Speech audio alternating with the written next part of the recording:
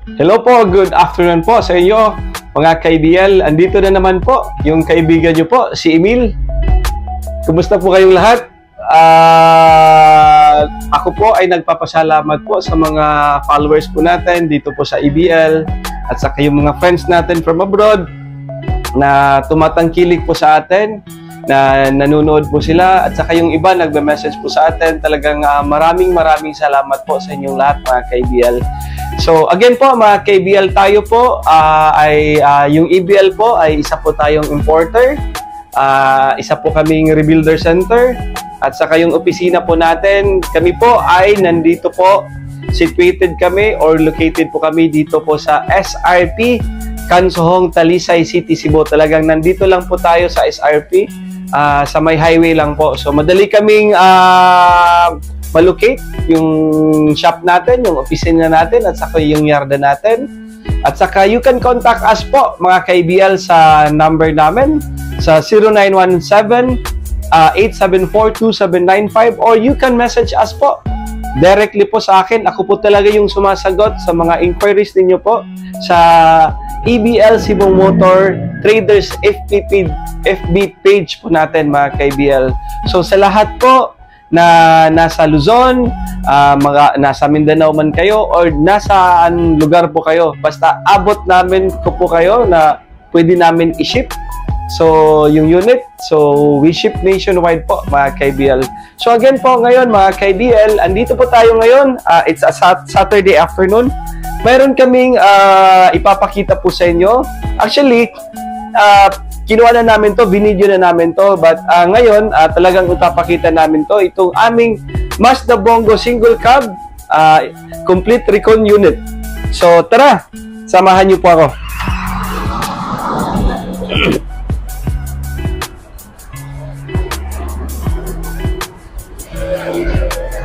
So again mga ka-IBL, pag sinabi po namin complete recon unit, ang mga unit po namin, talaga yung priority natin is yung ating makina. So chine-check namin po, once na dumating po sa amin, ina-assemble namin, chine-check namin yung makina talaga niya. Yung mga parts na tinitingnan namin is yung kaniyang, of course, number one, yung oil niya. Tinitingnan namin, chine-change oil namin yan. Tapos chine-check namin kung may blow-by. Chine-check din namin yung kanyang mga radiator, kung tama, kung okay ba yung circulation ng tubig niya, kung hindi ba kailangan i-overhaul. And of course, mga ka-IBL, yung pinaka-importante po sa lahat, kasi nga po, tayo po ay isang surplus. Ito po ay ginamit na ng sa Japan. So, mayroon po talaga tayong mga unit na yung takbo talaga niya is nasa 200,000 na, nasa 100,000 plus. So, ang ginagawa po natin dito, mga ka-IBL, sa lahat ng nanonood po sa amin, ang number one na chine-check talaga namin kaagad, yung kanyang timing belt. So, hindi ko lang alam kung yung iba is pinapalitan nila ng timing belt, but dito po sa amin, talagang pinapalitan namin ng timing belt, tinitingnan namin, pero pag medyo makapal pa, at saka pag alam namin na parang pinalitan na sa Japan, hindi na namin yan nire-replace. So again, mga ka-IBL, ito po ay papakita natin to. Itong unit na po to, Alvin, pakita natin. Ito po ay Mazda Bongo R2. Yung model nito, mga ka-IBL, ito po ay SK22. Ito po yung mga latest type na model, which is electronic na po siya mga ka-IBL. So nakikita nyo naman po, mayroon tayong logo dito. Tapos pag kayo po yung naka-purchase po nito, kasi wala pa tong registration, kung gusto nyo to ng itong unit, pwede din natin i-direct sa pangalan nyo po yung registration nito. Bali, kayo po ang magiging first owner po nito, mga ka-IBL. So, yung gamit nating pintura dito, mga ka-IBL, is Anzal Urethane Paint. Bali, yung color nito is Fire Red, mga ka-IBL. So, sana po, nagustuhan nyo po. Ulitin ko lang ulit, mga ka-IBL, ito po ay diesel engine. 2.2cc po mga ka-ABL. Tapos, electronic type.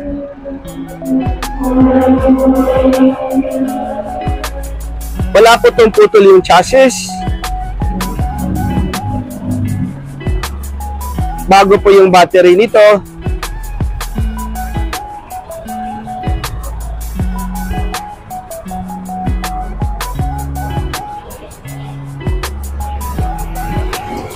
At saka yung kanyang quality mga ka-ABL, yung Torii nito is talagang original to from Japan.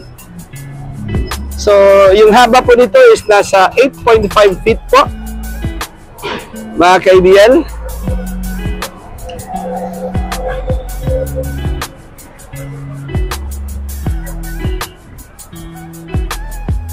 So, tara Alvin, check natin sa kanila, ipapakita natin yung kaniyang makina sa loob. So again mga ka-ABL, ito po ay 4x2 unit. Yan.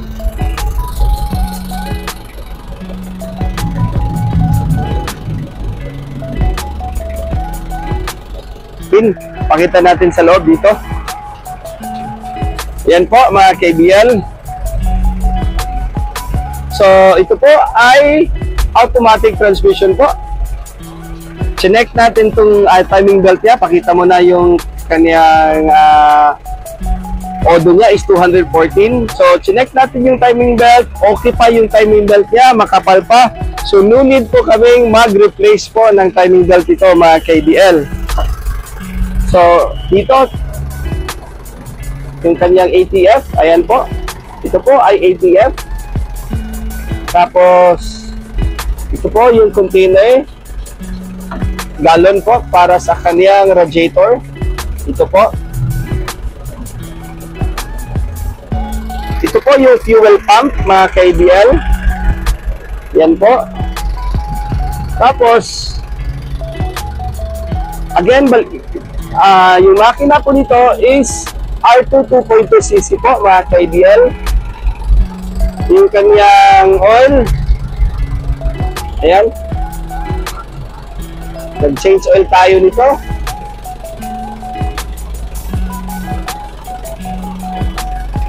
Tapos check natin yung kanyang oil cap.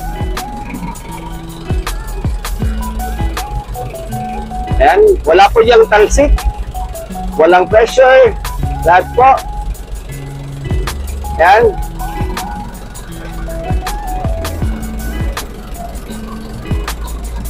So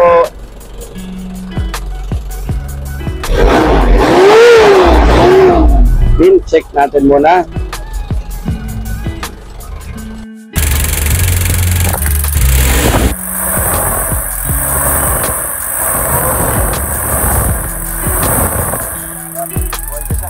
Tanawa yung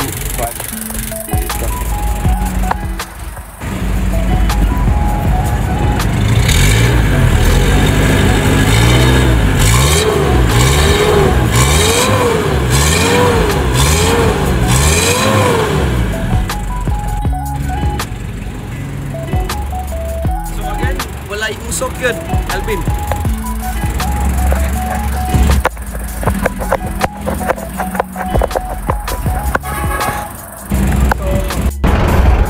Again po mga ka-ABL, so ang unit po wala goy usok yun sa mga wala goy basa ang iyahang makina.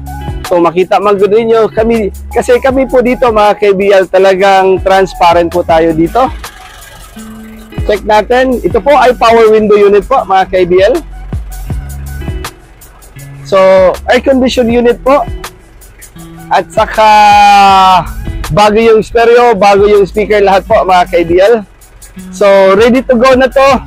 So kung gusto niyo po ng ganitong unit mga ka-ABL, pagita natin yung sa kabila.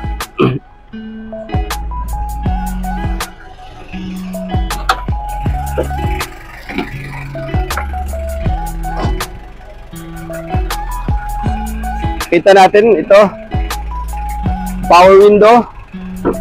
Tapos of course yung gamit po natin, ito po ang kanyang German leather. yung upholstery natin mga ka-IBL. Ayan. So, yung ceiling natin. Tapos yung dashboard.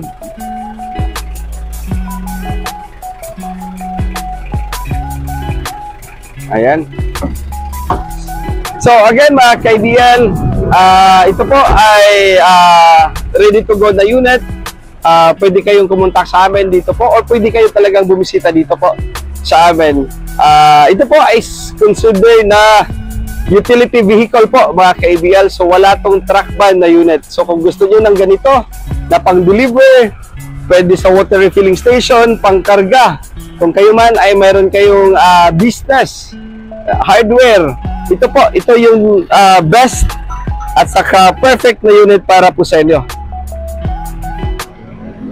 So hindi po kayo maiiya sa itong unit po, talagang naka-power talaga, powerful yung makina nito.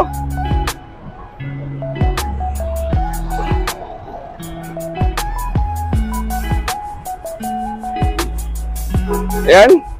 So, yung model ito is SK22 po mga ka-IBL. So, hindi kayo dapat mag-alala sa mga parts po. Kasi, ang parts po dito is madami na po sa market. Ayan.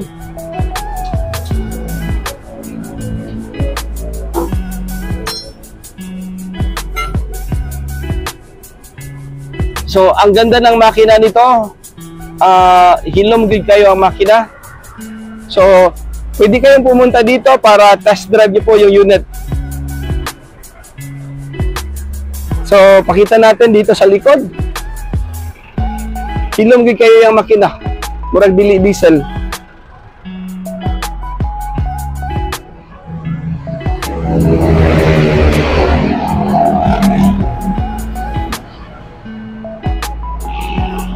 So, sana po mga ka-IBL talagang magustuhan niyo po yung unit natin.